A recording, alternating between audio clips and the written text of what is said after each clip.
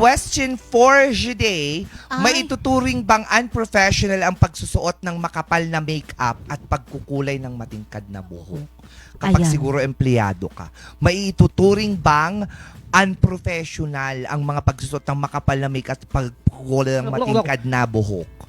What do you think so? What's your stance Well, Do you think for so? me as a makeup artist, I believe that it's not, hindi po dapat tayo tumitingin dun sa itsura ng tao kapag sa trabaho. Also same din po pag sa tattoo, ganun po.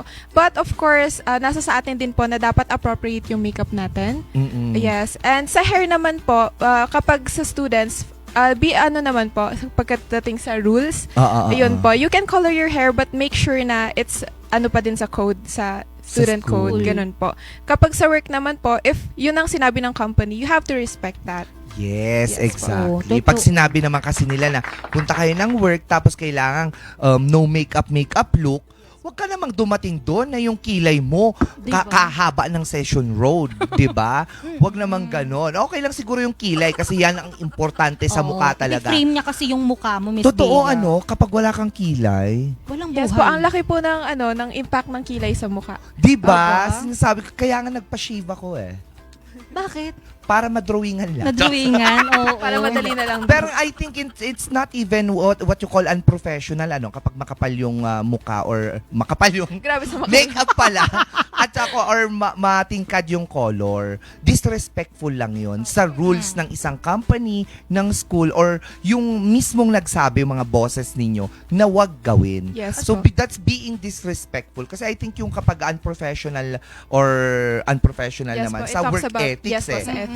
Mm-mm. Tsaka kapag sa school naman, baka makadistract kasi yung color nung hair natin sa mga ibang students. Oo. And also, may time dyan para you can do whatever you want. Basta, wag lang sa school muna. Yes. Yes. Oh, sabihin natin, isang profession na dapat huwag ka namang matingkad na hair at saka magmakapal na makeup. Pag nurse ka, Oo. di ba? Hindi pwede. Kasi Masyadong bawal big. yun eh. Oo.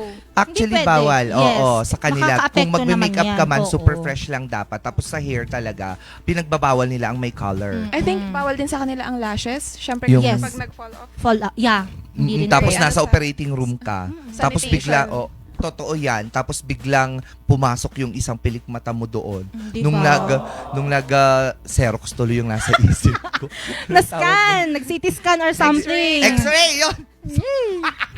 Xerox! Kung Oo. mga ganun. Di ba? Makikita may isang buhok. Kaninong pilik mata yun? Ay, kay Di ba? Nurse Bea yun Di ba? Oo. Tsaka Parang gano'n. gawin nyo na lang yan kapag bakasyon nyo, tas Oo. balik ulit ng normal kapag hindi na bakasyon. Tama. Yes, you are allowed to express yourself, pero be sure naman na nasa appropriate time and Tama. appropriate place po. Totoo True, yan. Labels. I love that, no? Totoo yan. Kailangang right time at the right moment at the right, Right place.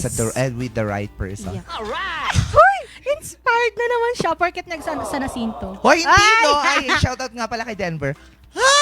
Ayan, napangalanan na po. Sino siya? Parang may nade-develop kapag sa morning Oo. balitaktakan, no? Sino Na siya? story. Ang galing niya. God. Napaka-energetic. Anyway, mga kayambin ako.